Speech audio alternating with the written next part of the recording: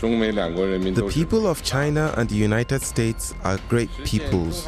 Achieving the great rejuvenation of the Chinese nation and making America great again can go hand in hand.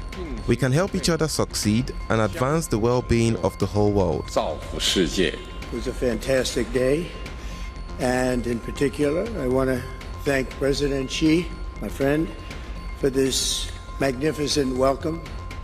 And it really was a magnificent welcome like none other, and for so graciously hosting us on this very historic state visit. We had extremely positive and productive conversations and meetings today.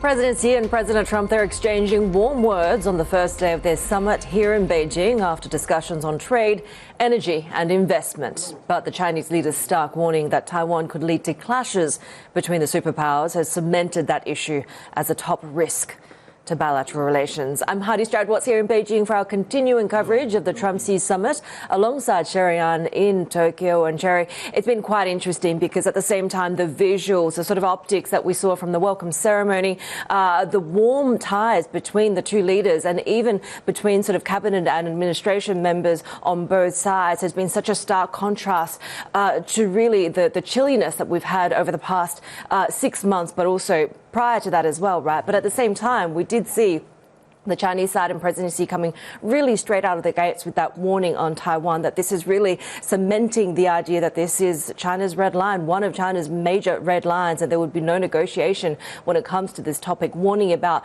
really the danger that still lies there. At the same time, though, Shery, we did get some of those deliverables, albeit some of them may be disappointing. We saw that reaction in Boeing, for example. There were expectations of purchases of up to 500 aircraft. They got 200. President Trump, though, framing that as a win, saying that what they wanted was 150, so 200 is still a good deal. We also had some progress when it comes to potentially the negotiations on Iran. That hasn't been confirmed by the Chinese side, but President Trump saying that Beijing is willing to help.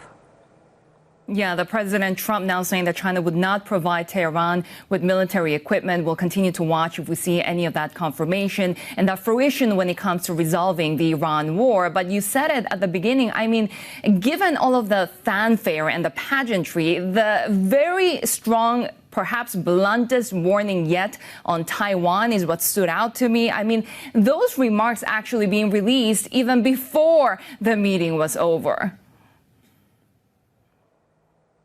That's right. Let's bring our Chief North Asia correspondent, Stephen Angle, who is outside the Forbidden City for us on this final day. Of course, still a lot on the agenda. Also with us, our Bloomberg Insight anchor, Haslinda Amin, here with me. Steve, let me start off with you. And as Shery pointed out, these were remarks that came out even before the meeting itself properly started, right? What does it tell you about, I guess, Beijing wanting to set the tone and making it very clear what the non-negotiables are in these talks?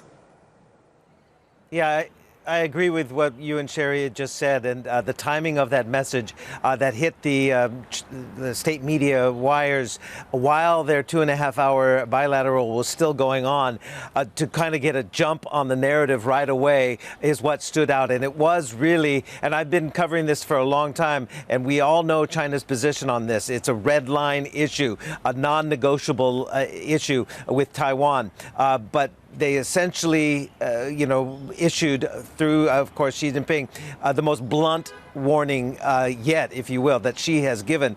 He said, if this situation is handled well, the ties between China and the United States can progress. I'm paraphrasing here, but he did say if they are not handled well, it could trigger a highly dangerous situation.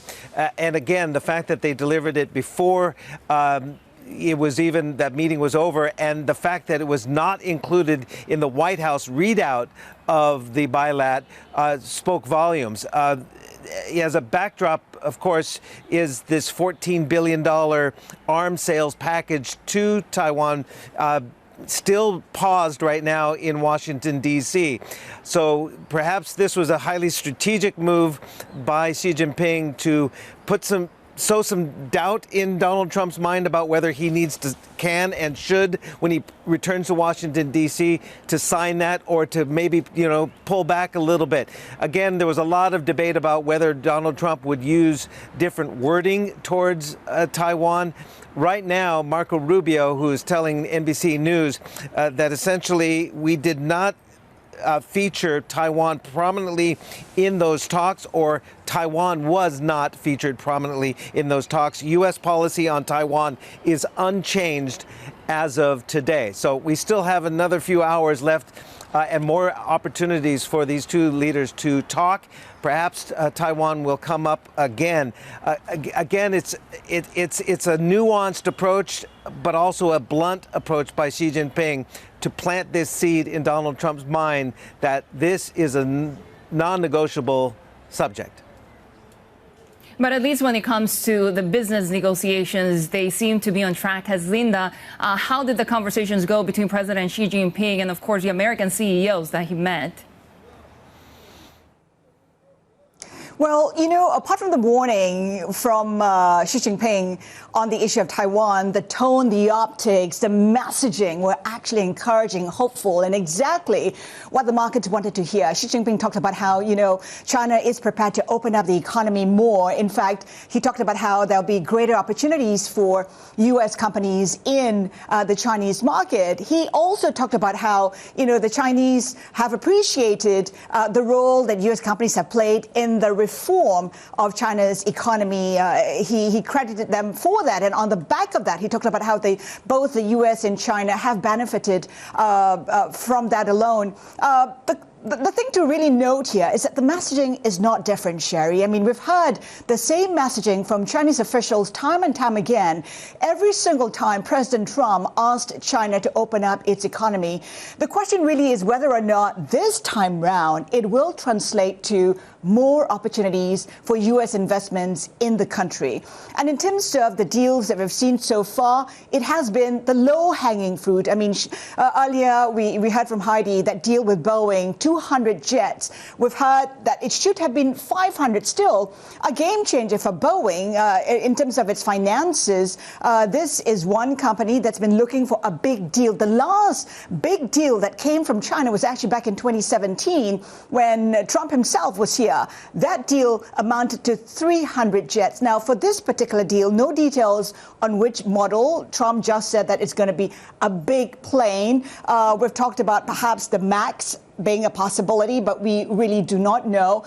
And in terms of the other deals we're looking out for, agriculture, commodities, soybeans in particular. If you remember, back in Busan, China did commit to 12 million tons of soybeans by early 2026. We haven't seen that.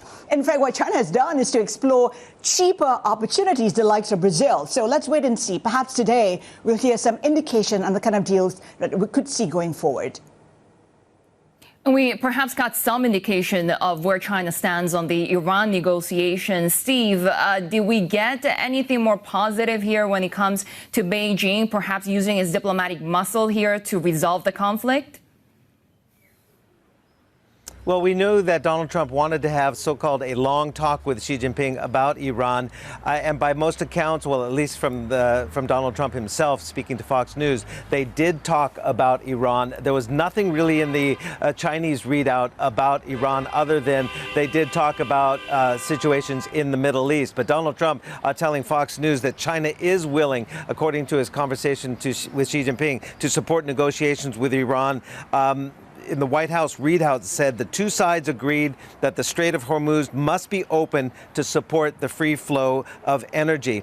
Now, again, I refer back to that Fox News interview with Donald Trump. She told him, according to Donald Trump, that Beijing would not give Iran military equipment and that she offered his help in reaching a deal to end the war. But again, I think the key point is here, the readout from the Chinese side really did not mention those key points that Xi Jinping, according to Donald Trump, said directly to him. So again, it's a bit of a no news situation on that front.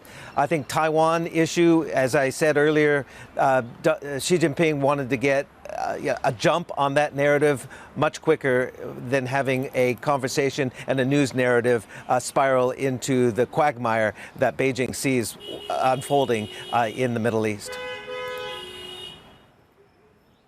One of the other key issues we've been watching is whether any more access is going to be given to rare earths, right? Or perhaps even just the extension of the export controls being paused that had been previously agreed on.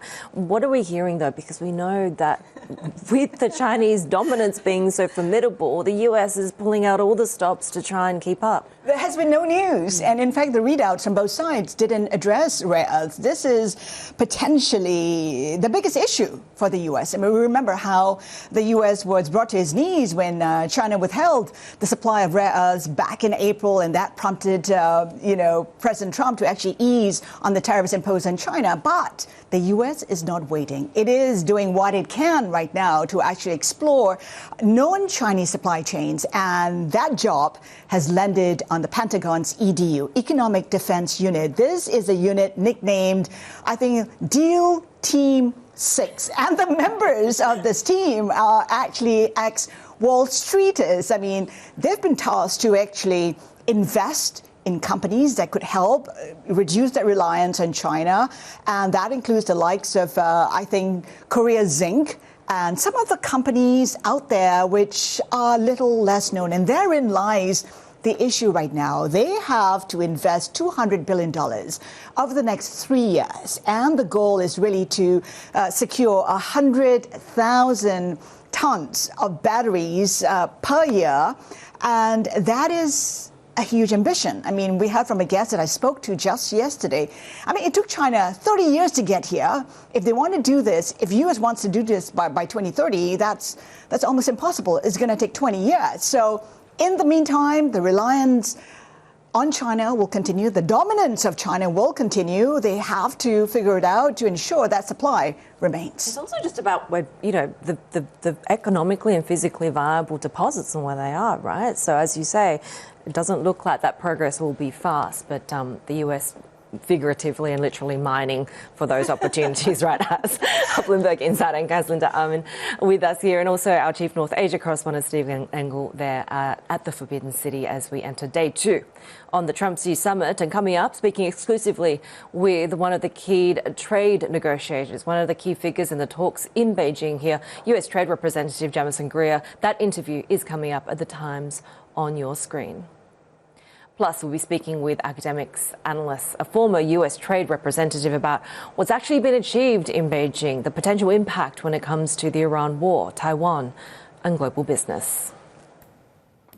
Yeah, and of course, with all of that optimism around the China-U.S. summit, not necessarily that you'll get a huge deal, but at least putting a floor to the tensions right there. We have seen that upside across markets with the U.S. stock market on the S&P 500 finishing for the first time ever above that 7,500 level. And of course, we had the broad optimism around the AI trade. We have had, of course, that rally around NVIDIA now really close to that $6 trillion market cap.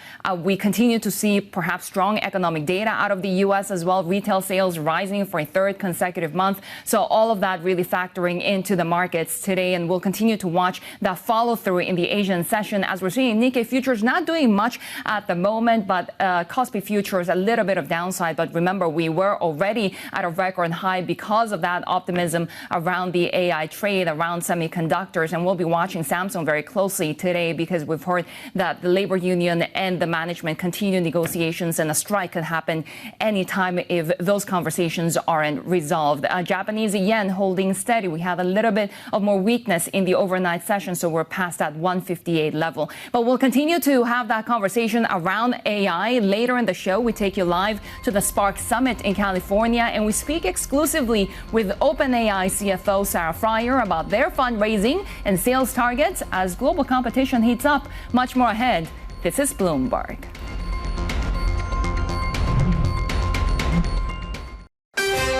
This week, leaders from the world's 2 largest economies will come together in Beijing, with geopolitical stability and the future of global trade on the line.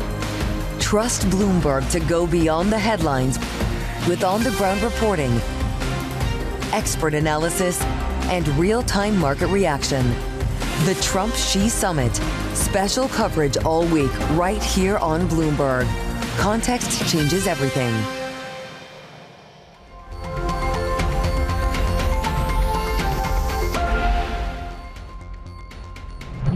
The U.S. needs China and China needs the U.S., right? And so there's always going to be this opportunity to coordinate. You want them talking. I mean, as Trump said, we're now having conversations. President Xi said we need to be able to be more cordial and work together. We need each other. The good news is, I think there's a recognition of that. And so when you look at who the delegation is, both parties have brought to the table kind of what each other needs. Franklin Templeton CEO Jenny Johnson speaking to us about the Trump-Xi summit. And joining me here in the Tokyo studios, Alicia Garcia-Herrero, Chief Asia-Pacific Economist at Natixis CIB. Oh my gosh, Alicia, it's been a long time.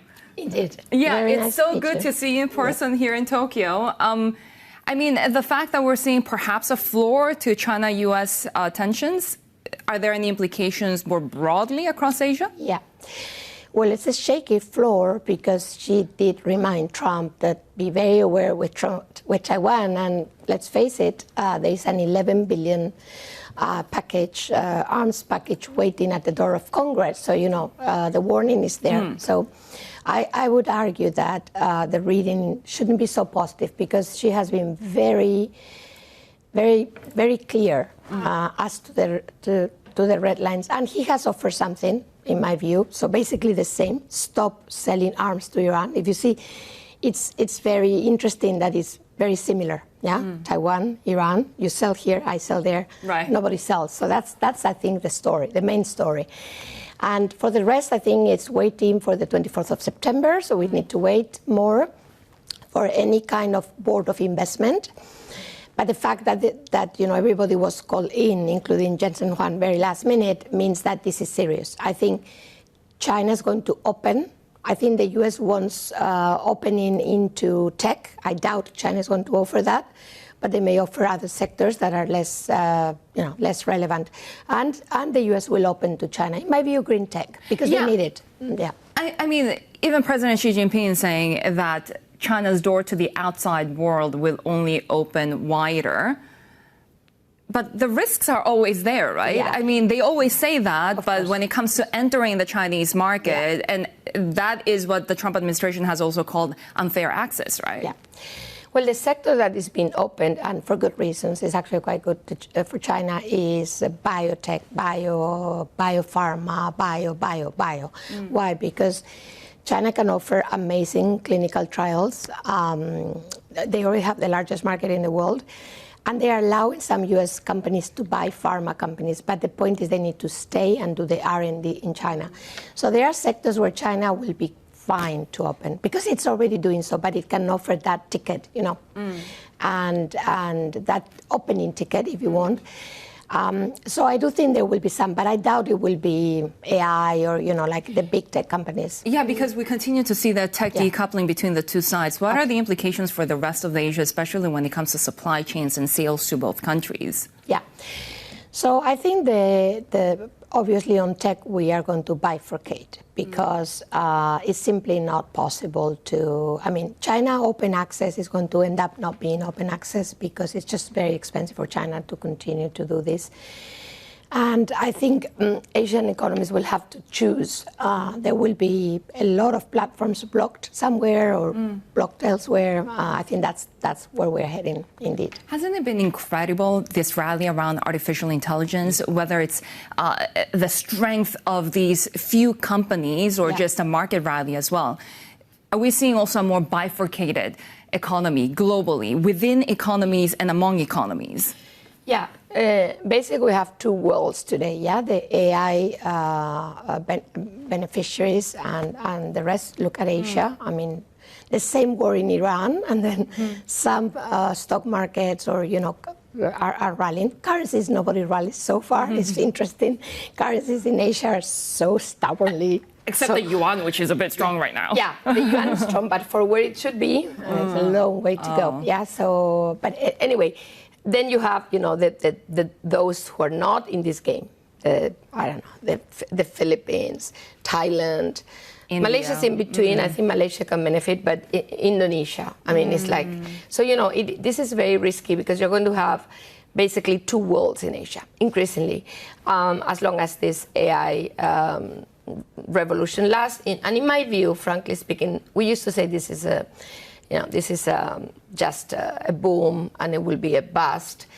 But when it comes to hardware, I doubt it. Maybe some software companies or some LLM providers, but I think the hardware, it's needed anyway. We don't have enough memory chips. Korea will be on and on for so long. So that's why I think for the hardware, the rally in Asia is here to stay. And for me, the recommendation is the currencies can't be there forever. The won has to appreciate. I mean, they have to follow. I mean, no matter what, they have huge outbound, but at some point they will be inbound. There has to be. I can't. I have too many questions about the Japanese yen, which is going nowhere. But I do want to touch on China, and we're running out of time. But we've seen the Chinex, for example, just hardware heavy, outperforming. How strong is the Chinese economy right now? Because we've talked about the yuan strength, right?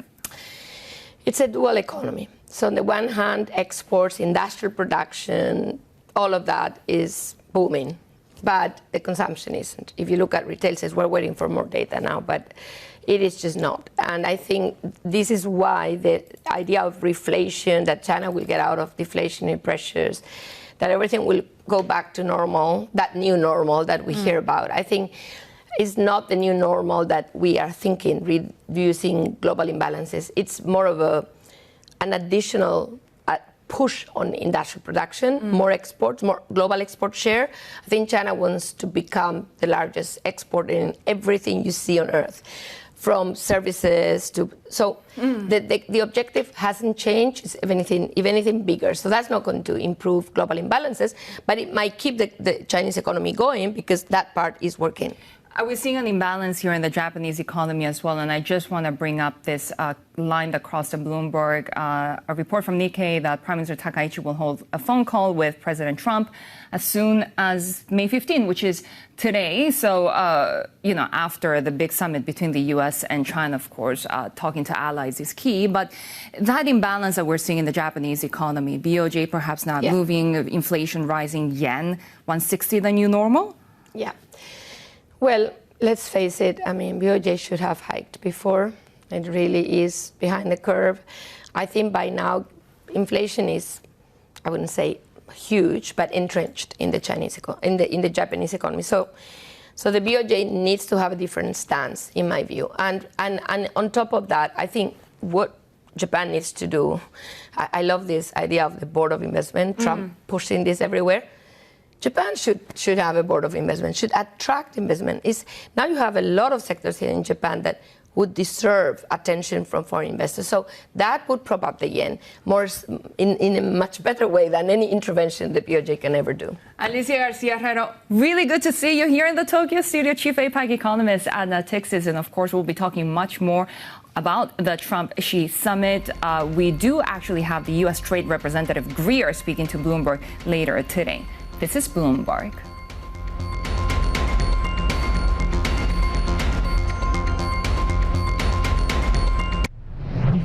The dollar still supported early in the Asia session. We're still at a 2-week high. Treasury is a little bit mixed. The 30-year yield still above that 5% level. Despite higher yields, we saw U.S. stock markets reach record highs. Plenty more ahead.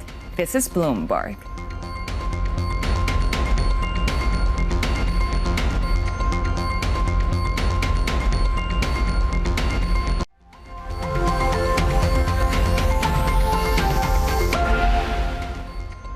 Thank you again, President Xi, for this beautiful welcome. And tonight it is my honor to extend an invitation to you and Madam Peng to visit us at the White House this September 24th. And we look forward to it. And I'd now like to raise a glass and propose a toast to the rich and enduring ties between the American and Chinese people. President Trump there speaking during a banquet hosted by Chinese President Xi Jinping after their first summit in nearly a decade. Well, joining us now is Wang Yiwei, who's the director of Renmin University's Institute of International Affairs. He previously served as a diplomat at the Chinese mission to the European Union. Really wonderful to have you with us. So the energy, the optimism, very positive, right? Perhaps more positive than we expected, and certainly a big change from even 6 months ago. On the other hand, Beijing was very stern in its comments straight away about Taiwan. What do you make of this dynamic now in bilateral ties? Different priorities. For the President Trump, definitely is for midterm election is the top priority. So they need more, China to buy more, so-called 3B, the bean, boeing, and maybe beef, so agricultural products. And also need China help in Iran. The Hormuz Strait is still blocked. So that basically the U.S. side emphasized. From the Chinese side, we think about this is a turning point or even a new chapter of the China-U.S. relationship, because this is the first summit.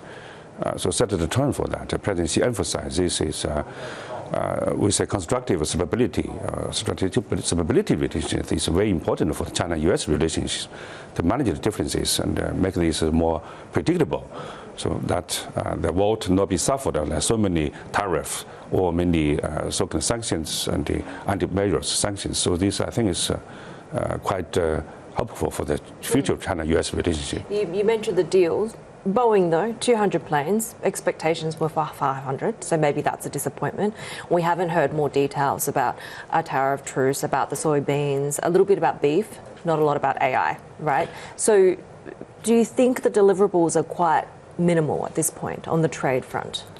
Before we heard about this so-called Board of Investment, the Board of Trade, to manage these so-called disputes. So they don't know go into details to how many you buy, and then I think China showed the willingness to buy and then emphasize the relationship with the United States, particularly under the President Trump's leadership. I think that's very unique. I did enjoy, and I always enjoy, when President Xi has a chance to speak, and he always quite often speaks about the facilities trap, right? Do you think this speaks to Beijing's main sort of philosophical concern about the relationship of wanting to prevent the sort of idea of a historically inevitable conflict between two superpowers? Indeed. I think the China-U.S. relationship definitely is not just about the two so-called superpower relationships. It's more about world peace. It's more about the two kinds of the international assistance. In today's world, maybe China is most independent from the United States. We don't use Google, we don't use Apple, we use our Baidu, WeChat, quite dependent from the United States. So if these two systems can work, can have synergies, this is hope for the world. Otherwise, if it's divided, so-called the Cold War, the whole world will be suffered. I think that's basically for that kind of explaining for that. Mm-hmm. And most importantly, I think the use of the old saying about this trap to mention about Taiwan. So only Taiwan can drive China-U.S. The conflict, even war. So I think the Chinese side want to emphasize. We hope President Trump will openly condemn or against the independence. But so far he didn't say anything. But maybe a couple of days later he will say something. How does the unpredictability of this president play out in Beijing with the leadership, do you think? Of course, many people think about the President Trump is unpredictable. They can destroy anything he said before, promised before. But today's China is different with, I think, the 9 years ago's China. So if you broke out your promise, China, I think, can have more leverage to maybe to put you back to the track. I think that's basically President Trump understands China's power, understands the U.S. limitation in dealing with China. So they can make more troubles or tariff to U.S. allies like Europe, but they cannot repeat this strategy to China anymore. The speech also talked about this idea of a world at a crossroads, the uncertainty that the global order is facing. The US and the Trump administration has in a lot of ways injected a lot of that uncertainty, right? Has Beijing benefited from this shift? Well, we are, of course, suffered the uncertainty. China as a constructive power, we need certainty traditionally, China as a cultural civilization, we lay down the weather.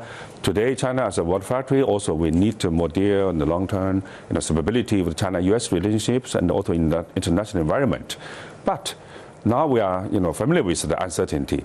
The only certainty is uncertainty. So China, thinking about our economy, our policy is quite flexible, and we're consistent to achieve our goal on the 15th five-year plan. What else would you like to see when it comes to, we've still got a few hours left of this trip? A lot of the difficult topics like rare earths, AI, we haven't heard a lot yet. Do you think we can get more deliverables today? Well, Jason Huang finally joined this team. I think this means U.S. will sell more chips and semiconductors to China. Otherwise, China will hurry up have our own. So it's not in the interest of the American companies. Will China sell more rare earths then? Yes.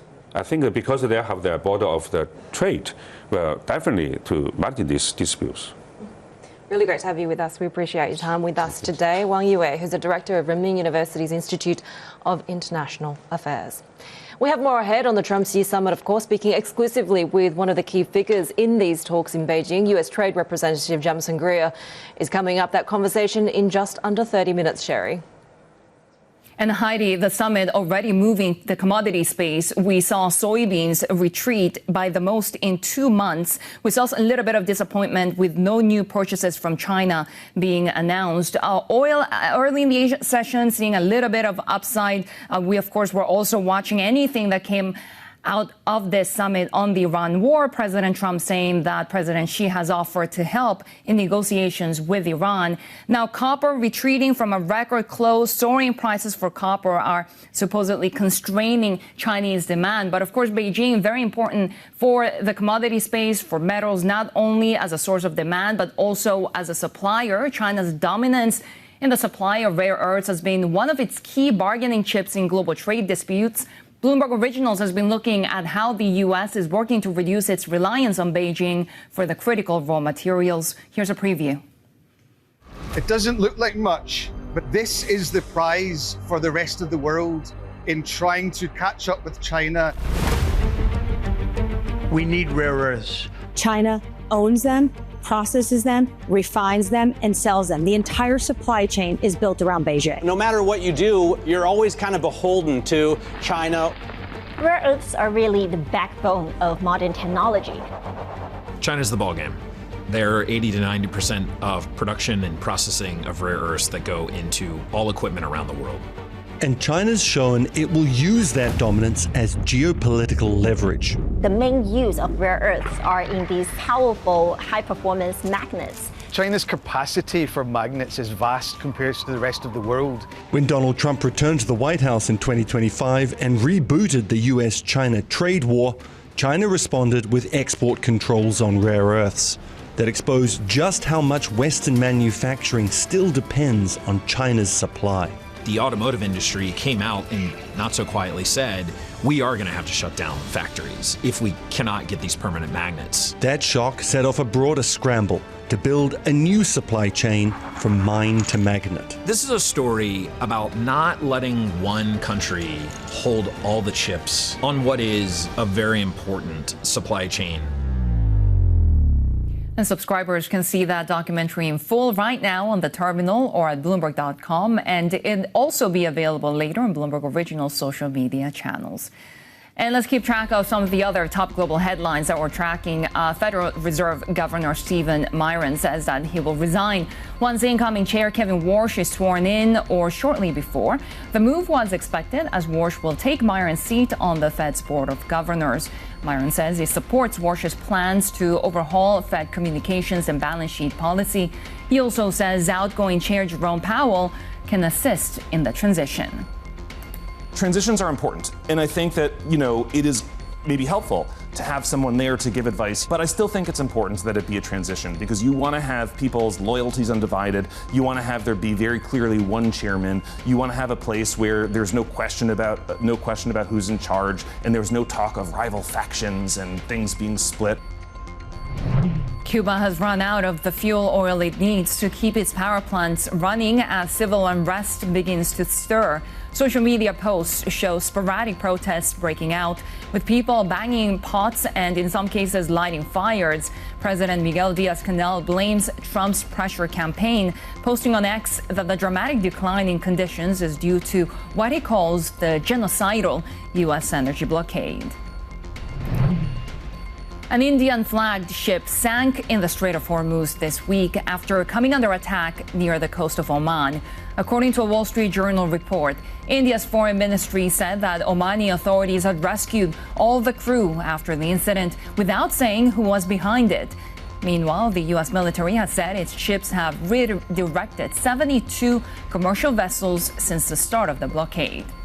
More ahead on the Asia trade. This is Bloomberg.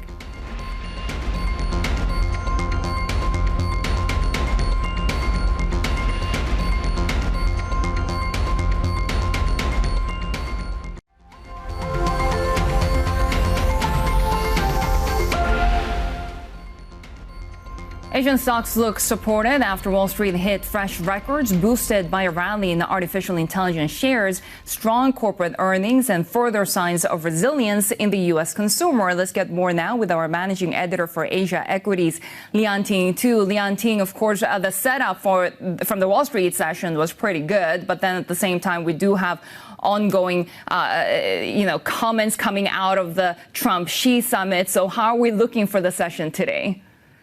Yeah, the U.S. overnight session is giving Asia a pretty clear signal today. And of course, the ongoing commentary out of Xi-Trump meeting is also positive. So basically, the signal is the rally is going to be going on, but it's really getting narrower. If you look at S&P 500, it's about 4% up so far this month, but fewer than half of the stocks in the index are actually higher. And the growing concentration is also showing up in the market breadth there.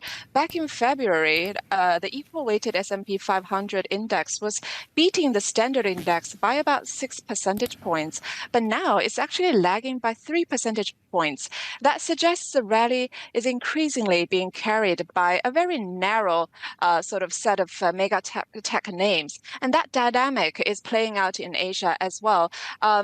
But if you look at the short term, if more funds will have to chase some of these AI chip winners to keep up with the benchmark, that is actually positive for the US and for Asia as well.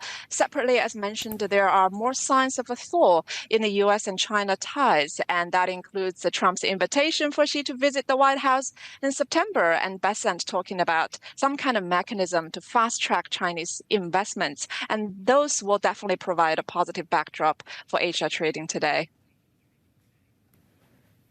Yeah, I mean, you mentioned the incredible concentration of the rally in the U.S. around the AI names. It seems to be the case that we are seeing also that optimism in Chinese AI stocks as well, but pretty volatile given what we're hearing from the summit as well. Yeah, definitely. That's the most volatile or sensitive sector in the Xi-Trump summit. The key question for the sector is whether the U.S. will grant China more access to NVIDIA chips and what type of chips will be on the cards. So far, there is no fresh news on that. The Reuters article yesterday about U.S. approving Alibaba and Tencent for H200 chips doesn't seem to be new. And for the sector, which typically trades on self-reliance theme, access to NVIDIA chips is obviously negative for local chip makers. For now, yeah, investors are pretty cautious. And as you said, the valuations seem to be pretty stretched. If you look at the forward PE for China's largest chip maker, SMIC, it's at 128 times. And for its smaller peer, Hua Hong, the PE is at about 180 times. And that is much higher than the likes of Intel, which is already at a very stretched 90 times.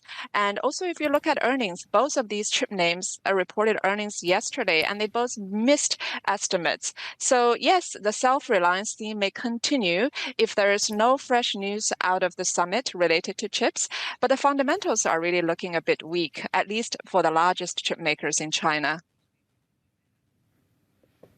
Our managing editor for Asia Equities, Lian Ting Tu there. And we're getting some breaking lines about the ongoing case at the U.S. SEC on Asia's richest person. Right now, Gautam Adani saying that he does not admit or deny any wrongdoing in the SEC deal. He agrees to pay $6 million, though, to settle the SEC fraud case. We were waiting to see the results of this potential settlement of a civil fraud case that the Securities and Exchange Commission brought against Adani and others. And the conglomerate also was nearing that agreement to pay to settle a separate Office of Foreign Assets Control probe. We're hearing that one of the defendants, Sagar Adani, is also agreeing to pay $12 billion to settle the SEC fraud case. Sagar Adani doesn't admit to wrongdoing in the deal. Gautam and Sagar Adani have agreed now to pay $18 million to settle the SEC case. This case, of course, was really hanging over Asia's richest person for more than a year, so we're getting a little bit more clarity on where they're headed. Right, Franklin Templeton CEO Jenny Johnson now saying that she's closely watching the data center trade amid risks that new technology could upend computing and energy assumptions. Speaking exclusively to Bloomberg, she also emphasized that mutual economic dependence continues to drive the dialogue between Presidents Trump and Xi. The U.S. needs China and China needs the U.S., right? And so there's always going to be this opportunity to coordinate. You want them talking. I mean, as Trump said, you know, we're now having conversations. President Xi said we need to be able to be more cordial and work together. We need each other.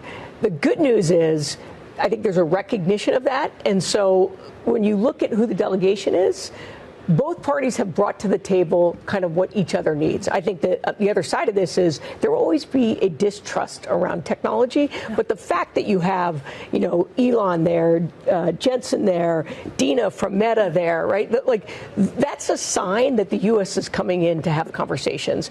We need them. We need them for rare earths. I think. You know, that's just the reality. What do you see? The market are very optimistic, right, in general, even despite, and that's partly driven by technology, despite everything that we're seeing in the Middle East with no real resolution in sight. Is there too much euphoria when you speak to clients? What are they telling you? Well, if you look at it, just in this first quarter earnings, 85% of the companies beat their projections, right? I mean, like that's, and it's a broad base. This is not just a technology AI driven. That's the reality. The U.S. market is very, very, and the economy is still very healthy. And so I actually think that the market, there's reasons for the euphoria around it. And I get it, that there's partly the U.S. is a little bit as a energy independent. We're a little bit more isolated from some of the problems in the Middle East, which it means that it's having less of an impact on it. Is there anything you worry about? So you're here in London for an IPO from Uzbekistan, which I'll get to in a second. But do you worry about inflation? Do you worry about private markets? Is there something underlying that you could see some dislocation or something that makes you uneasy? Yeah. So here's what I'd say. Look, I think inflation. I think the market has underestimated the realities around inflation.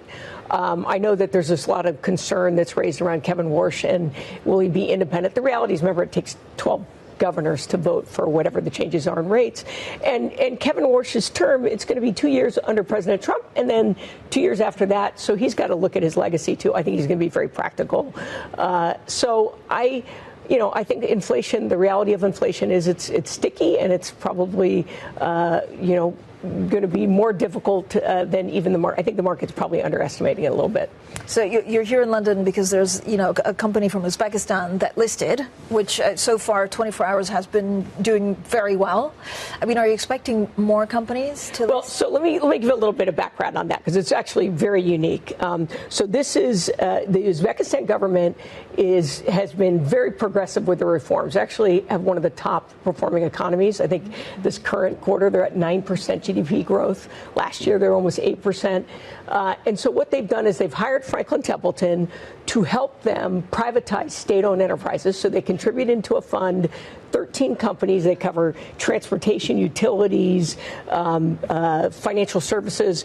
And in that fund, we actually have the ability to change management, control the corporate governance. So what they're trying to do is bring FDI and foreign direct investment into Uzbekistan to help them do the reforms. Franklin Templeton CEO Jenny Johnson speaking exclusively to Bloomberg's Francine Lacroix.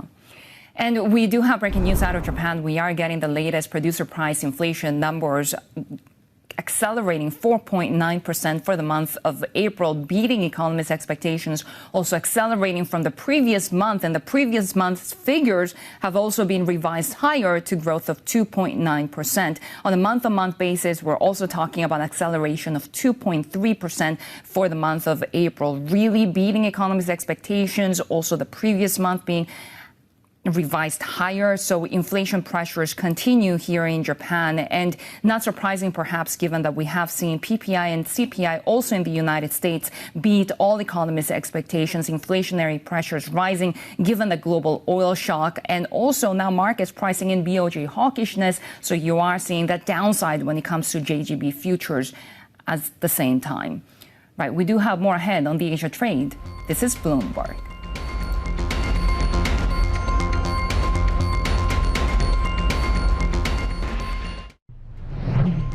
Here's the latest from the corporate front. Cerebra shares jumped 68% in their Nasdaq trading debut after raising $5.5 billion in the year's largest IPO. The surge gives the AI chip maker a market value of at least $67 billion. The company's chips are already being used by OpenAI. CEO Andrew Feldman told us they're also working on finalizing a deal with Amazon. I think in dealing with organizations of that size, it takes a little time to dot all the I's and cross the T's. But we are extremely confident that they will be an enormous channel for us and a partner in delivering our technology to large enterprises and medium-sized enterprises around the world. Bloomberg's been told that Apple's partnership with OpenAI has become strained, with the AI firm weighing possible legal action. Sources say OpenAI is dissatisfied with how little its technology is used and promoted across Apple's ecosystem. Lawyers are said to be reviewing options, although both sides still hope to resolve the issue without going to court. And we'll take you live to the Spark Summit in California, and we'll be speaking exclusively with the OpenAI CFO Sarah Friar at 6:15 p.m. Pacific Time. That's 9:15 a.m. in Hong Kong. And of course, as we head towards the market opens in South Korea, we will be watching Samsung's labor union, which is now saying that the company is proposing higher bonus payouts, while Yonhap News reports that the National Labor Relations Commission is urging the sides to resume mediation talks on May 16th. The chipmaker is also reportedly reviewing potential output cuts ahead of the planned union strike. We'll be watching the AI rally and any reaction to the Trump-Xi summit. This is Bloomberg.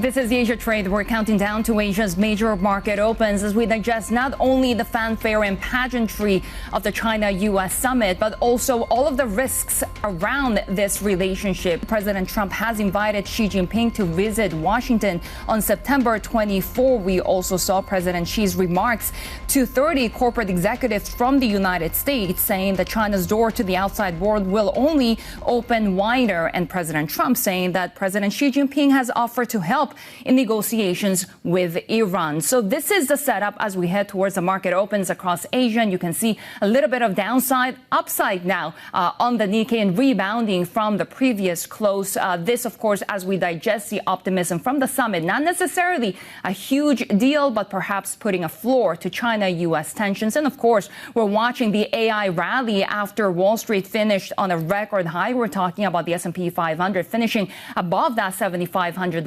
mark, and the Kospi now continuing to gain about 2%, and also feeling a little bit of perhaps consolidation as we digest the latest developments around chip and supply chains. Let's get you back to Beijing, where Bloomberg surveillance co-anchor Anne-Marie Hordern is standing by with our next guest.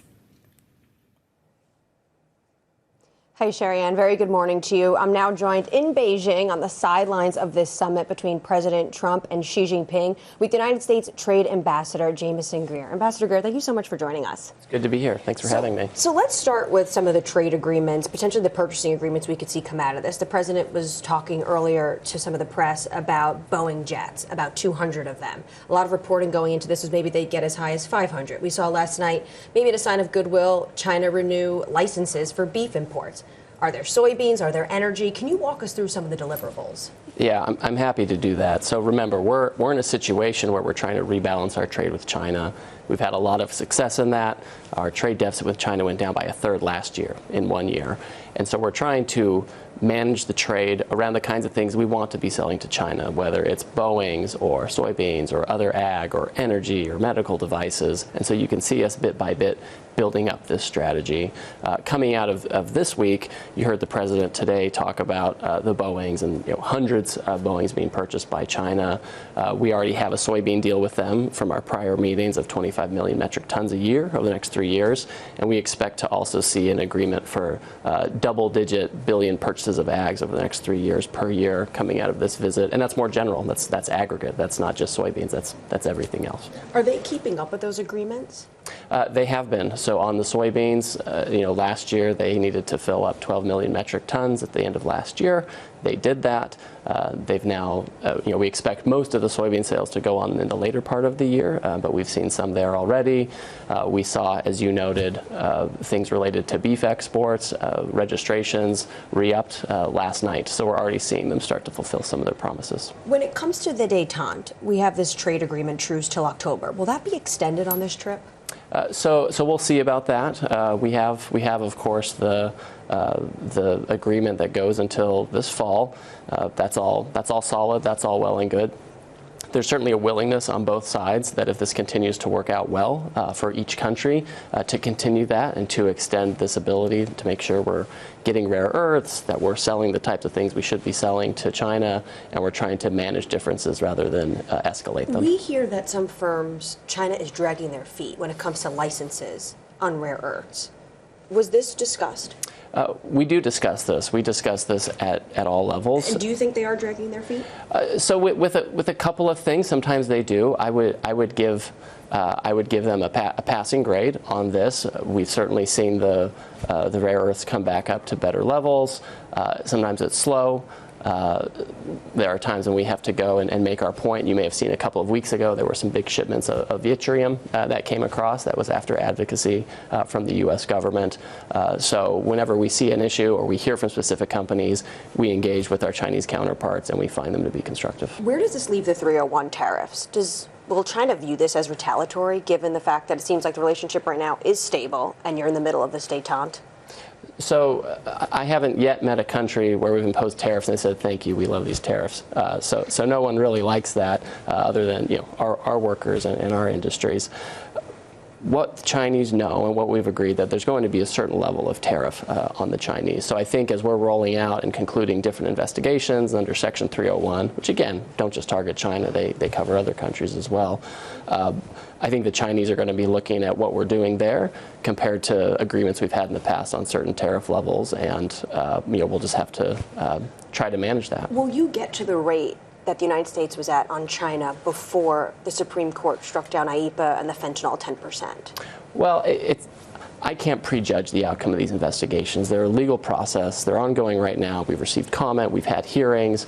We'll release the findings of these investigations within the next several weeks, and we'll propose action if we think we need to take action.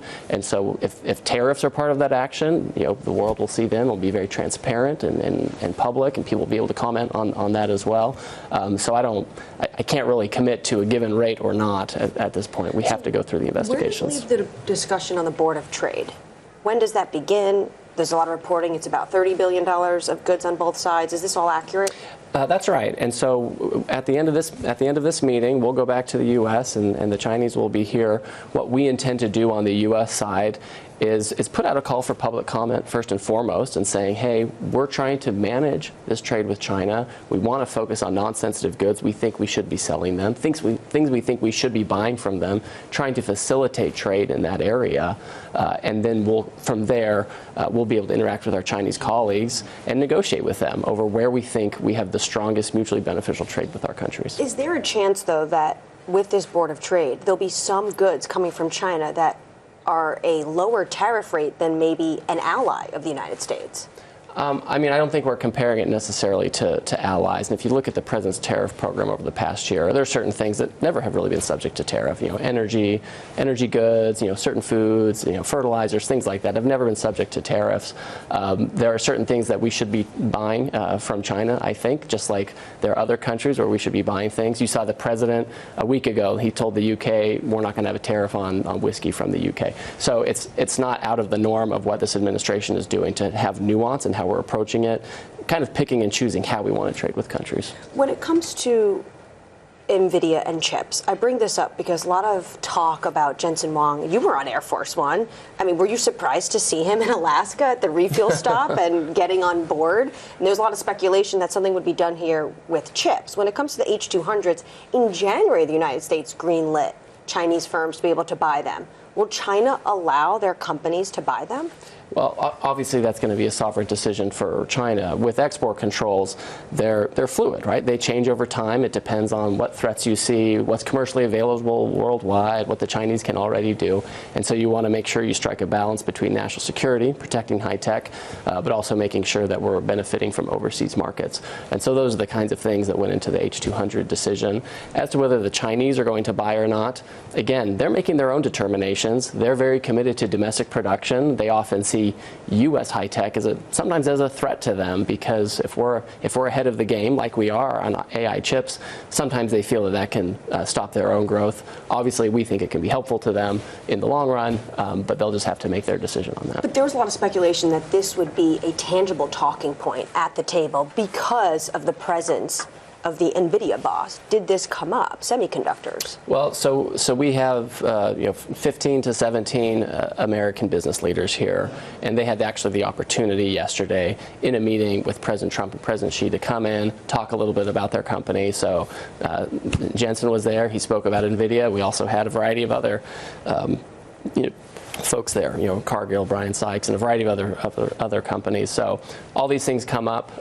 This was not a major topic of discussion at the bilateral meeting. We did not talk about chip export controls at the meeting. When it comes to the Busan deal, you're really building on that. But since then, what we've seen China do is they've put in a lot of regulations and laws that actually make it difficult for American companies to get a foothold here. And some of them are even contradictory to some U.S. laws, which would mean that doing business here in China, they'd be against U.S. law.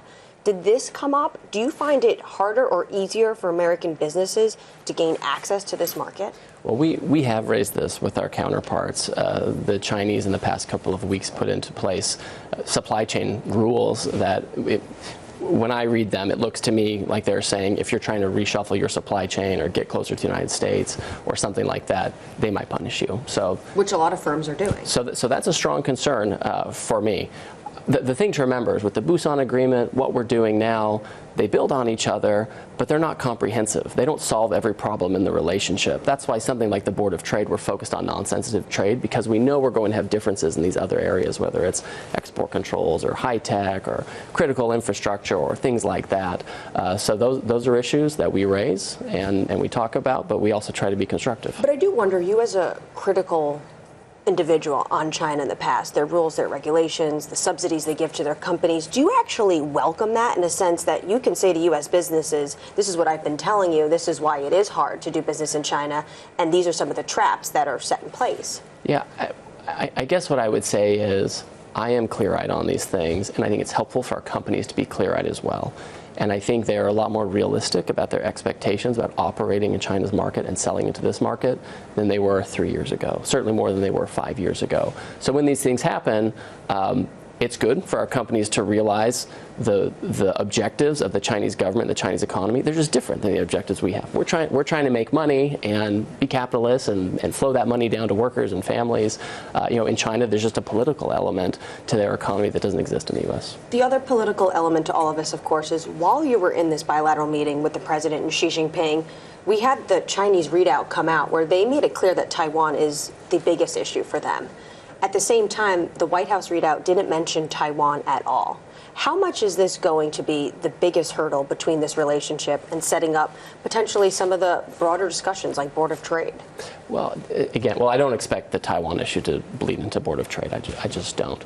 We've known for a long time that the Taiwan issue is of key importance to the Chinese. The Chinese know that for us, we're interested in in U.S. companies and U.S. workers being successful and leveling the playing field. So it's normal for different countries to have different key objectives, and so it's normal for them to raise that. It's normal for us to talk about wanting to have access to their market. But in 2017, you were actually here. I think you might be the only individual part of the president's cabinet now that was here in 2017. You were then the chief of staff of Ambassador Lighthizer. Do you think Xi's warning was the sharpest you've heard on Taiwan? So I would say no, right? There's a difference between the way we talk in a bilateral meeting and the statements that go out from the Chinese Ministry of Foreign Affairs, which is famously takes a wolf warrior approach. I would say that the meetings here between President Trump and President Xi, they were quite candid. With the Chinese, when you meet with them, they always have a script and typewritten points, and there certainly was some of that, but there was a lot of candid discussion, a lot of off-script discussion, which I think is really helpful when you're talking about the two leaders of the world's biggest economies. Well, Xi opened the bilateral talking about Thucydides' trap, basically saying America is the established, more existing power, we are the rising one, and the conflicts could emerge and brew from this sort of tension. And the president called the relationship fantastic. The two gave a toast to each other yesterday. It does feel like there is a warmness here. Do you feel like the relationship has changed from 2017? Well, certainly. It's developed more. I mean, it's been 9 years. And during those 9 years, obviously when President Trump wasn't in office, they didn't have communication. But they have met regularly during that time, maybe more so than some of the other leaders that President Trump has interacted with. So listen, President Trump is the most powerful leader in the world, and President Xi is right up there with them. So I think it's natural for them to have a relationship. It doesn't mean there are no problems. It doesn't mean that there are serious challenges we have to face. It doesn't mean there are things we're trying to deal with to protect our workers and protect our industries. But it does mean that we have to have a constructive relationship. It just felt like the images and the rhetoric coming out of yesterday, potentially what we're going to see today, another bilateral meeting, didn't match the trade war that we were in a year ago. Are you happy with the direction of travel with this relationship?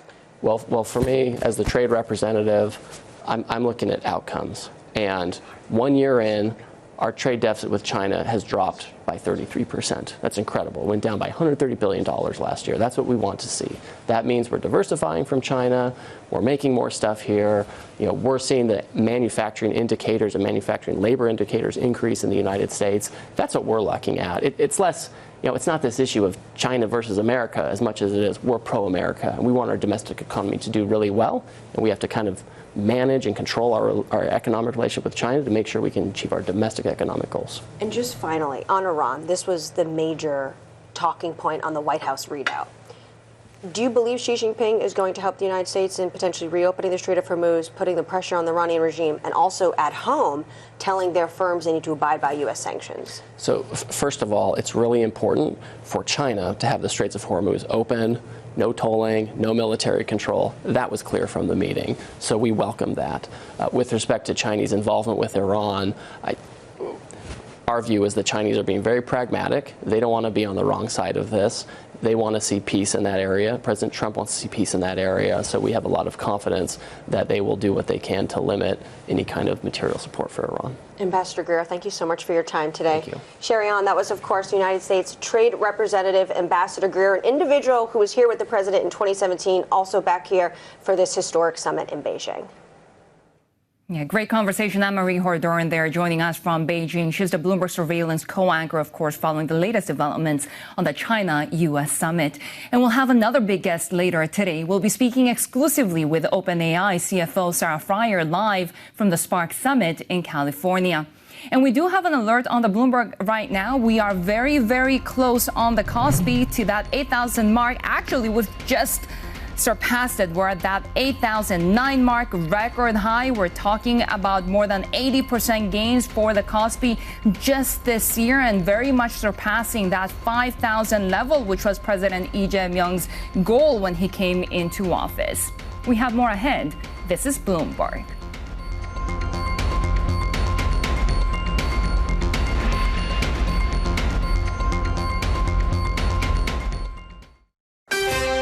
This week, leaders from the world's two largest economies will come together in Beijing, with geopolitical stability and the future of global trade on the line. Trust Bloomberg to go beyond the headlines with on-the-ground reporting, expert analysis, and real-time market reaction. The Trump-Xi Summit. Special coverage all week right here on Bloomberg. Context changes everything.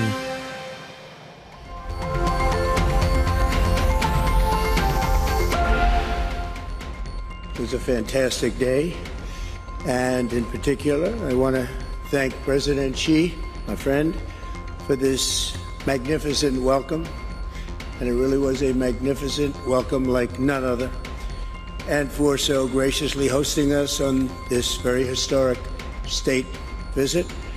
We had extremely positive and productive conversations and meetings today. The people of China and the United States are great peoples. Achieving the great rejuvenation of the Chinese nation and making America great again can go hand in hand. We can help each other succeed and advance the well-being of the whole world. Presidents Trump and Xi Jinping, they're speaking after their Thursday meeting in Beijing. And of course, we do have a second day of meetings, a working lunch that we're looking ahead to. But Xi used that meeting to warn Trump that Taiwan could lead to clashes between the US and China. Let's bring our Chief North Asia correspondent, Stephen Ng on. Steve, we just came off the back of a conversation with the USTR, Jamieson Greer, and he was saying, you know, these are very pragmatic talks. There are a lot of sort of off-script moments, but that he doesn't think the issue of Taiwan necessarily becomes an impediment to the broader trade relationship.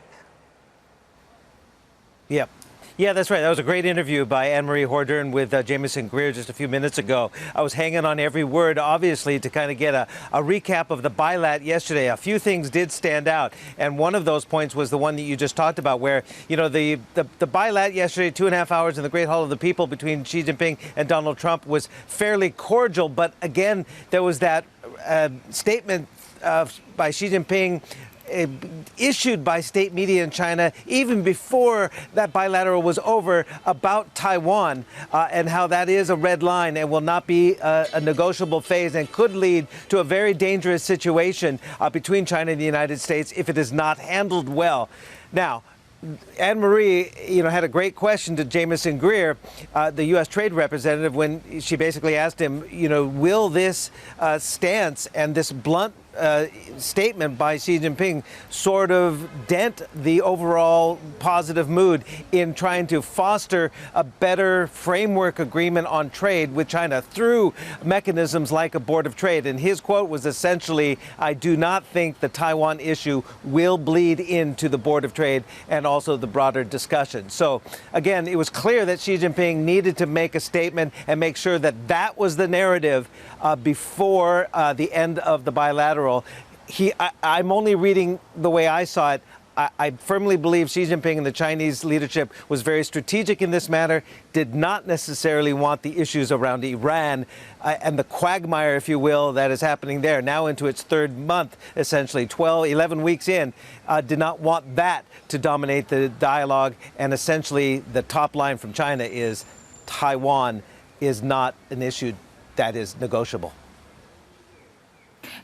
And Steve, the fact remains that trade among these two sides have so many different issues, right? Whether it's the Board of Trade or just this huge American business delegation trying to get those deals done. And it seems that at least when it comes to the business track, things are progressing. Yeah, absolutely. I mean, over all the years of China-U.S. relations, through the rise of the last 30 years of China-U.S. relations, following the formal declaration of diplomatic ties in 1979, the commercial relationship has always been the strong point.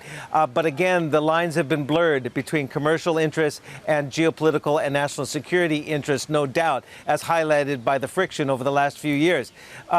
And that's why it was important, I think, for the Trump administration to bring what Jamieson Greer just said about between 15 to 17 top-level executives from American top. Donald Trump said he wants the top. He doesn't want the lower tier. He wants the top. And he brought them. He brought Jensen Huang. He brought Elon Musk. He brought Tim Cook. He brought David Solomon of Goldman, Jane Fraser, Steve Schwartzman, and the list goes on and on and on. And Jamieson Greer also mentioned, whether certain topics did come up. And what struck me, because we talked about this a lot yesterday, the fact that Jensen Huang was added to that itinerary mid-trip across the Pacific, actually in Alaska, indicated that there might be some sort of movement. And there still could be some sort of development on that front, whether China removes its blocking of the H200 chip. Because, again, the Trump administration has already greenlit that to be sold to China. But it's the Chinese side that has kind of been holding back because they want to foster their own indigenous innovation. But Jamieson Greer said, actually, those export controls on chips wasn't even discussed in that 2.5-hour bilateral. Yes, it's still an overall issue, but it wasn't specifically discussed. So there's still time to go. There's going to be just down on the other side of the Forbidden City here is the Zhongnanhai Leadership Compound. That's where they're going to have tea and a photo op later today.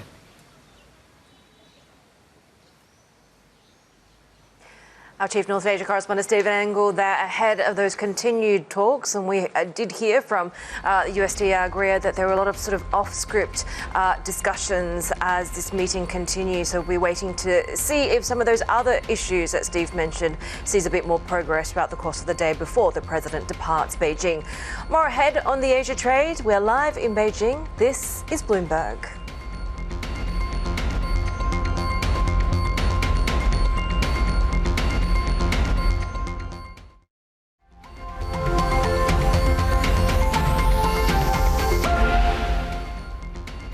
Here's the top global headlines we're following. Indian billionaire Gautam Adani has agreed to pay $6 million to resolve the U.S. SEC's fraud case against him. Adani's nephew Sagar, who's also part of the proceedings, has agreed to pay $12 million. The Adanis refused to admit to any wrongdoing in the SEC settlement deal. U.S. courts will still need to approve the Adani settlement before the terms are finalized. Bloomberg's been told that Apple's partnership with OpenAI has become strained, with the AI firm weighing possible legal action. Sources say OpenAI is dissatisfied with how little its technology is used and promoted across Apple's ecosystems. Lawyers are said to be reviewing options, although both sides still hope to resolve the issue without going to court, and we'll have a conversation with the CFO of OpenAI very soon. But take a look at how South Korea is trending, because that rally around artificial intelligence taking the Kospi to another record high and now past that 8,000 level. Of course, the likes of Samsung Electronics in focus right now, given that it's reached that $1 trillion market valuation, but labor conversations continuing on wages and bonuses. And of course, that could be a challenge for the company. Despite all of the upside in the stock space, we are seeing some downside in the Korean won, now headed towards 1,500, despite the fact that President Lee Jae-myung said that currency swap cooperation was discussed with the U.S.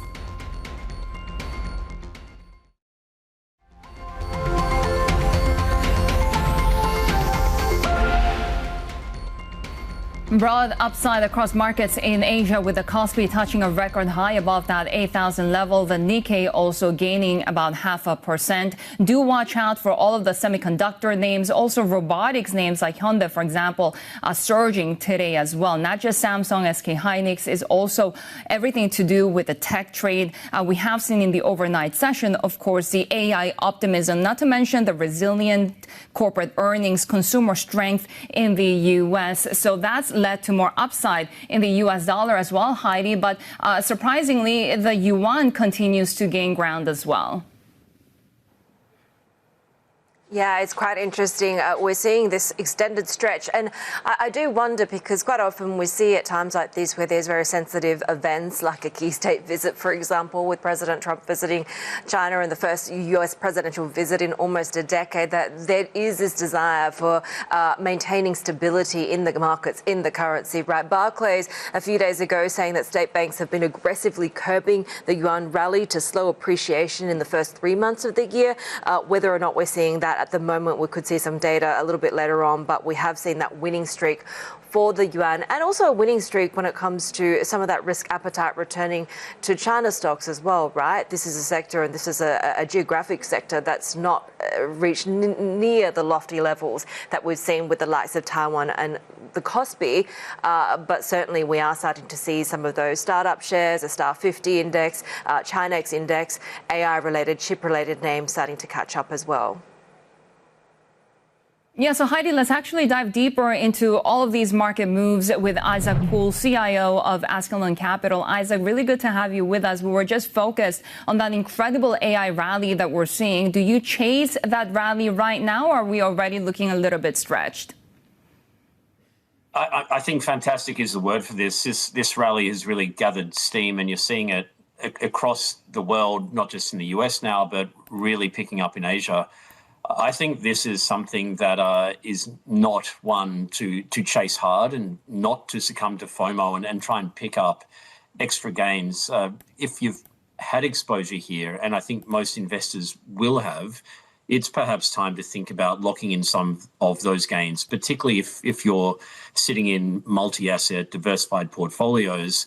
You can really lock away some very good gains early on this year and think about rotating into something a little bit more resilient with some more downside protection. Which is really funny, because I think people have been rotating away from SK Hynix into Samsung because of the labor union risk and the weakness that we saw in the price action there. Still, Samsung rallied a $1 trillion club, the Kospi now at a new record high. Where do you see this market headed? It's been an eye-watering move over the course of this year. And I think when you look at it, you can see some reasons. There's improvements in governance. Obviously, AI has been helping. But when you start to see the Kospi pushing up towards valuations at these levels, and it hasn't hit these levels very often over the last 15 or so years, it tends not to spend that long a time up there. These are levels that are starting to look quite stretched. And you now really need to see some very, very significant earnings growth, not just at the levels that we're seeing now. It needs to accelerate further to justify these. And I think that could come as a bit of a challenge for the index over the next 6 to 12 months. Isaac, I'm here in Beijing, a long way from where you are in Burnie, of course, but I do wonder, how closely are you watching the events that are taking place, the relationship between the US and China and some of these leadership talks? Do you think it's a binary kind of aspect for the markets where positivity is good and that's what they'll take away, or do the deliverables and the details matter? Is it investable? We are very focused on it down here in Burnie, but I think when you look at what's going on here, it is not binary.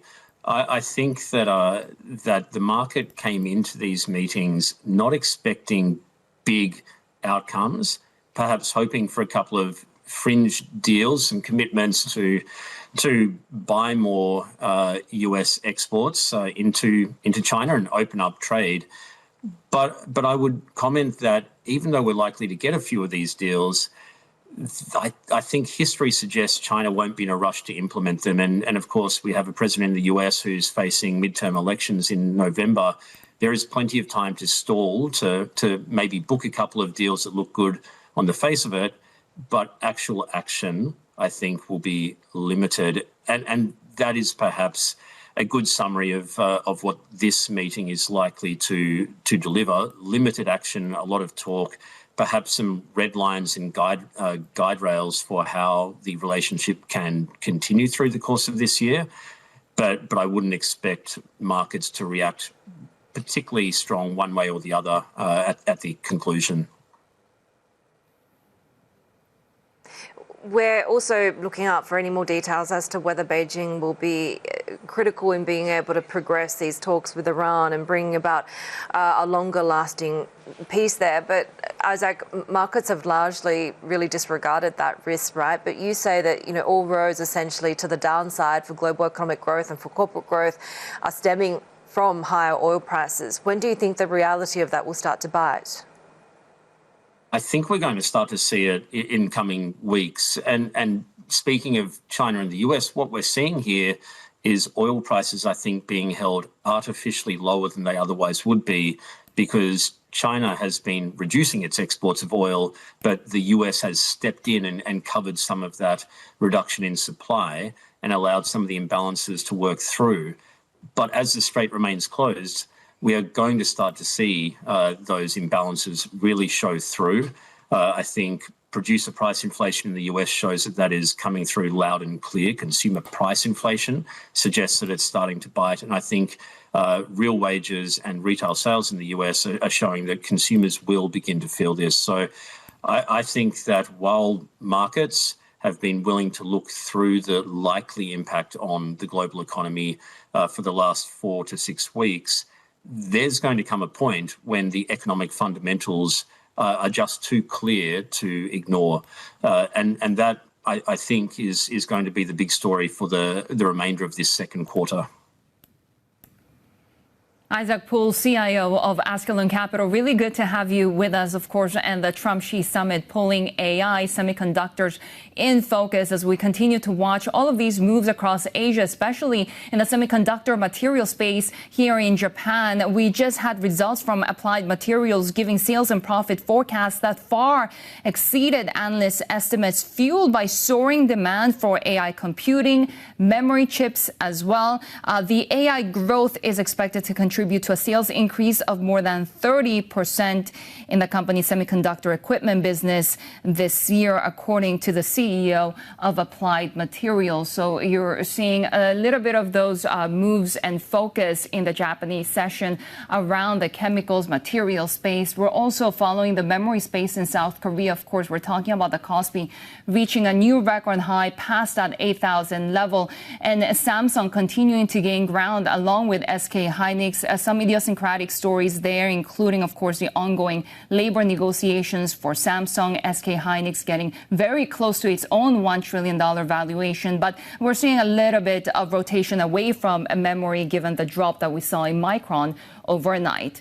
And coming up, we'll have more discussions around artificial intelligence. The OpenAI CFO Sarah Friar live from the Spark Summit in California.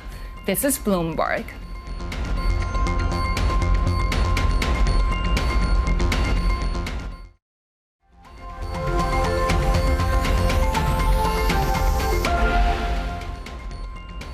We saw the AI rally in the overnight session take the S&P 500 to new record highs, and we're watching SoftBank very exposed to that AI trade, up more than 2% in the Japanese session. SoftBank, of course, has committed to raising its total investments in OpenAI to more than $64 billion by the end of the year. We, in fact, do have a conversation with OpenAI now. Let's head to the Spark Summit underway in California, an invitation-only private think tank event hosted by advisor and investor platform Kinsella. Bloomberg Tech co-anchor Caroline Hyde is there for us and standing by with our next guest. Caroline.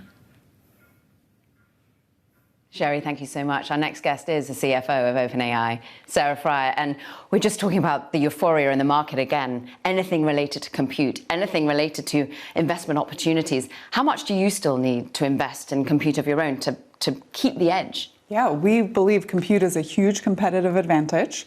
We're going up a vertical wall of demand, as we've talked about, even just in the last 6 weeks, seeing the uptick of 5.5, our newest model, 5.5 Cyber. So everyone wants to talk to us about that model in particular.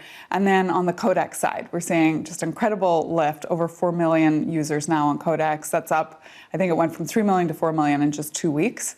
And so we need compute, and there's not a lot of compute in 2026. So we are looking out into future years and saying, what can we do to get that compute today? How do you afford that compute? So mostly our business model. So we have seen an incredible lift in our revenues to match just the demand that I'm talking about. On top of that, we have raised a lot of money, as you know, from an equity standpoint. More than $120 billion. I mean, could you need more, though? It will depend somewhat on matching the demand that we're seeing, the revenue that we'll create, and hence the cash flows, and then that gap to wanting to buy compute out into future years. So I'm not averse to raising more capital, although right now that $122 billion gives us a lot of optionality, and I think de-risks a lot of what we need to go do in the market at the moment. So dare I ask, would you raise it in the private markets? We've just had reports that Anthropic is looking at slightly bigger valuation than yours at $900 billion and going out and raising $30 billion at least. Would you go to the private markets or would it be a public? The private markets have been incredibly generous to us, much bigger to tap than I think most people ever thought possible. I mean, $122 billion is literally the largest private fundraise ever. But there is something attractive about the public markets over time too, because it's not just about equity, right? We want to be able to, over the long run, raise money across the whole spectrum. And the public markets are significantly bigger than the private markets. So my job as a good CFO is always to create optionality. But first and foremost is we need to keep meeting our customers where they are, and they have a voracious demand right now for our technology. Talk about that demand, because there had been reports that you hadn't met some of your highest aspirations, stretch goals that you'd set yourselves in terms of how many people are coming to the platform and how customers are using it. Are you meeting them now? Have you got 1 billion people on the platform? How are you looking at it? So still giving out our number of 900 million plus weekly active users using ChatGPT. Our mission is AGI for the benefit of humanity, and our goal is always to get out into the hands of people and get them using it. So we're delighted with how the consumer platform is going. Images too, so our most recent image model is the best in the world, and it's a ton of fun if you haven't tried it. And that's really caused a very nice uptick on the consumer side. In fact, one of the things we see is that as people come to use something like images, it becomes a really strong acquisition channel for us. And then on the enterprise side, I am, as we talked about, just back to back with customer meetings, and I'm the CFO. So our sales team is just run ragged at the moment. Everyone wants to talk to us about what can I do to transform my business? How can I use the intelligence of the models that's available to me today? And so we just see our business going from strength to strength right now. From strength to strength, from a consumer perspective, you need the right partners in place. Now, there was an interesting article put out by Mark Gurman today saying that maybe that partnership with Apple is slightly fraying because you're not getting the sort of treatment, or at least the user case that you had expected. Maybe even you bring some legal work towards Apple within that partnership. Is that true? How is that relationship going? Would you think about bringing legal action? So I'll go back to that mission statement. So AGI for the benefit of humanity. Our goal is to find great partners that have really large distribution to get it into the hands of consumers. So when I look at, we have partners like Kakao in South Korea.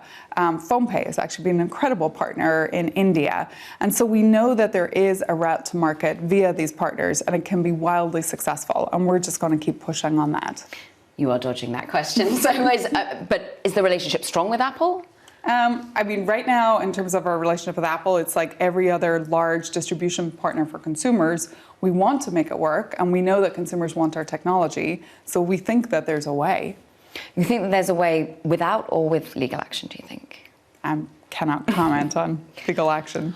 Can you talk to us a little bit about access to compute and how that is an edge versus competition in the market? There's been thoughts that Mythos has perhaps been allowed with certain partnerships, maybe because of the power of the model, or then others say maybe it's because of a lack of compute. How are you thinking about rolling out your cyber offerings, and whether it's an access to compute issue or whether it's just the power of these models just being so sophisticated?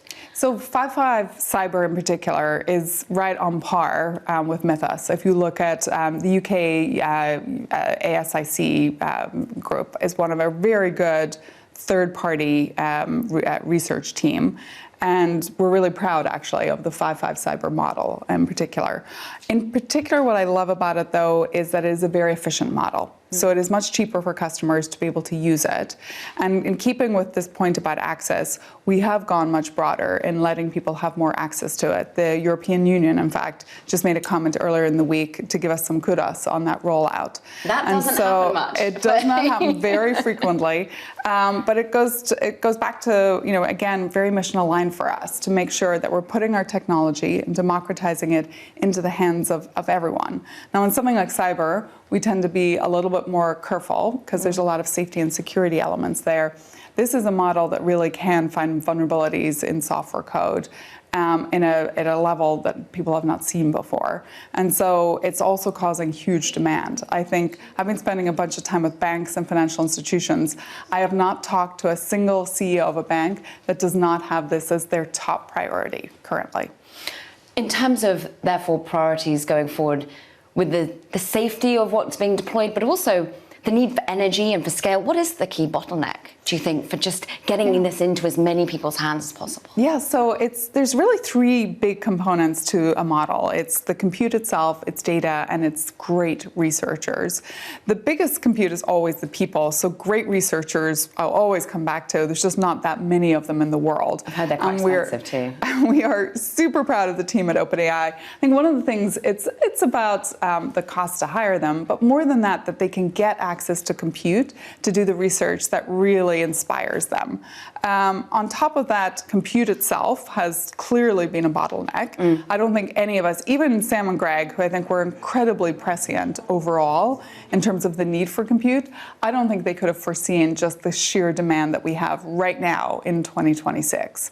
And so it's the energy that sits behind it. We're seeing memory out of Southeast Asia, right? There's all of these choke points in the supply chain, and this is why it behooves us to get ahead of that, strike those partnerships earlier when people are maybe not seeing just the sheer scale. Let's talk about partnership and about some of the people you just talked about, Greg Brockman and Sam Altman.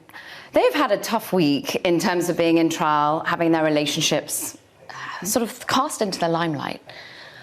What is it like working with Sam? There's been some questioning as to how you work alongside him. Do you work well? Is it a strong bond? Is he trustworthy? As it seemed to have been grilled by certain lawyers of Elon Musk this week. So I think Mr. Musk is very much out to just distract, and we are just staying the course, like building our technology, putting it into customers' hands, and really creating AGI for the benefit of humanity. Working with Sam is great. We get on incredibly well. I think we have a wonderful partnership, super good yin and yang. Sam pushes, he's super curious. My job is to take that curiosity and create optionality. So just as we talked about, whether it's making sure we have enough compute, making sure we have the funds to do it, making sure we build the business strongly. And I spend an inordinate amount of time with customers, as does Sam, and we get to compare a lot of notes on that front, as well as sometimes our notes on parenting. So it goes the whole gamut, frankly. When you think about the competitive landscape, it's been an extraordinary week with Anthropic turning for compute from Colossus, which is Elon Musk's data center, which serves its own grok. How do you think OpenAI stacks up at the moment versus the rest? So we're staying the course. We play our own game. I think the bigger question to ask is, where are we right now overall in this industry? Yeah. And I truly think we're just getting started, right? It is literally just beginning, right? When you talk to a customer, they're asking, what do I do? What's the first step I take? I was just with BBVA, a great example of a bank that's already deployed 130,000 seats out into all of their workforce, and yet they want to go deeper and do more transformation. I was back in New York seeing a bunch of other banks, folks like Morgan Stanley. Morgan was one of our earliest customers on the wealth management side. And so I think that's the better question to be asking, rather than is it just is it a zero-sum game? I think it's an incredibly expansive market at the moment. I think we're just learning what to do with this incredible utility called intelligence. And I couldn't be more excited about what it's going to look like a month from now, 6 months, a year from now. You are an optimist, and of course you must be and you should be. And you carry a lot of responsibility with the power and the strength that OpenAI has. How do you feel about when people turn to you and say, am I going to have a job in the future? What is my life going to look like in terms of what talents, what skills I need? Yeah. So I absolutely see every technology that's come along has transformed how we work, right? The job I have today is very different from how I did this job 5 years ago, 10 years ago. And so with that, of course, people's jobs are changing. To that end, I think we need to make sure that we're investing in the schools. So we have an incredible offering with our EDU SKU. The government of Estonia has pushed that SKU is wall-to-wall in all of their high schools, for example. So it starts early in terms of education. I think we need to think about reskilling and other jobs platforms. We invested in that back last September. But beyond that, I think we also need to bring this optimism into the workforce and show people the upside of maybe they can focus back on the areas that bring them joy. We talked about medicine earlier, and a practitioner like a doctor or nurse, they don't love their paperwork. ChatGPT can do that for them. Please, it should do it for them. And maybe we get people back into the areas that brought them a lot of joy when they first qualified into that job. But, you know, we are on a journey. I think we don't even know the jobs that are going to be created. Our chief economist just did a wonderful paper on this. And if you just look at even just new jobs creation in the last 5 years, I think 5 years ago, over 40% of the jobs that exist in the world today didn't exist 5 years ago. Sarah Friar, I always wish I could talk to you longer. Thank you very much indeed for taking the joyous amounts of questions and answering very head-on. We really appreciate it. Sarah Friar, CFO of OpenAI, here in Napa Valley at the Consello Spark Summit. We really appreciate it. Back to you. Yeah, great conversation there with our Bloomberg Tech co-anchor Caroline Hyde at the Spark Summit. Get more on the biggest and most exciting stories in tech on the Bloomberg Video Hub. You can also check out past episodes of Bloomberg Tech Asia and other shows on Bloomberg.com/videos. But of course, Haidi, tech has been pulled front and center when it comes to the diplomacy between Presidents Trump and Xi Jinping. Artificial intelligence, semiconductors, especially given NVIDIA's Jensen Huang joining President Trump's business delegation at the last minute. We continue to watch this very sensitive topic of tech rivalry, tech decoupling between the two countries. And of course, Heidi, another sensitive topic has been Taiwan, something that China has come really loud and clear warning about the risks around this conversation. Yeah, really coming out from the starting gate, right? As you said, these remarks came out even before the leadership summit and the meeting had properly started. To that point, though, even with Beijing very clearly underscoring its red line when it comes to Taiwan, it hasn't really deterred the exuberance that we've seen in Taiwanese stocks, particularly when it comes to that AI chip-driven rally. What's also interesting, though, is that is now started to spread to some enthusiasm in the Chinese mainland. There are chip stops here and they are benefiting. And in fact, if you take a look at the two most impacted indexes, the Star 50 as well as the Nasdaq-style Chinex index, both of these markets are now at record highs. They've been playing catch-up a bit, to be fair, when it comes to jumping on this bandwagon. But really, it is this idea of what some people were saying. This is a global super cycle when it comes to semiconductors, and that growth is expected to continue. That is now benefiting these Chinese-related tech stocks as well, certainly outpacing when it comes to the 8% gains that we've seen across the CSI 300 this year. For the other indexes, you're talking about 26, 27, almost 30% rally there. We're also watching what happens with the yuan today. We've had 12 days of gains, so that is the longest winning streak when it comes to the Chinese currency since in 9 years, I should say. In fact, 9 years, which is also the last time that we had a US presidential visit. So there's a little bit of poetry in there, but we'll see if we can make it 13 straight days. Keep in mind, Barclays had said in the first 3 months that they thought the banks were aggressively curbing that rally in the yuan to try and slow appreciation. Stability is usually what policymakers like to see, particularly when it comes to around key political and sensitive visits like this. But that is it for the Asia trade. Our markets coverage continues. We look ahead to the start of trading in Hong Kong, Shanghai and Shenzhen. We continue to come to you live from Beijing.